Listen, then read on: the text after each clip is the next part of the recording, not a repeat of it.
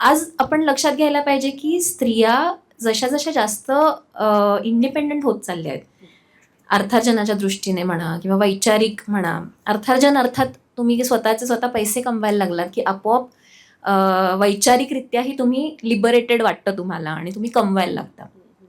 पण त्याचबरोबर गडबड अशी झाली आहे की ते करता करता घरातल्या जबाबदाऱ्या तितक्याच त्यांनाच सांभाळायला लागतात. पुरुष जितके आज म्हणजे स्त्रियांच्या बरोबरीनं त्यांनी जितका घरात सहभाग त्यांचा अपेक्षित आहे तितका अजूनही होत नाही. त्याच्यामुळे ओढाताण शेवटी काय, एक स्त्रीचं एक पाऊल बाहेर तर एक पाऊल घरातच राहतं कायम. आणि त्याच्यामुळे म्हणजे मेजॉरिटी, आता मी जेवढ्या काही स्त्रिया बघते की ज्या जॉब करतात, मोठ्या मोठ्या पदांवर आहेत, त्यांना हा स्ट्रेस फॅक्टर प्रचंड असतो की मला बाहेरही करायला लागतं आणि घरातही करायला लागतं. पूर्वी मी किमान घरात होते, मला बाहेरची काळजी नव्हती की पैसे कमवायचे, बॉसला उत्तर द्यायचंय, ह्या सगळ्या भानगडी नव्हत्या.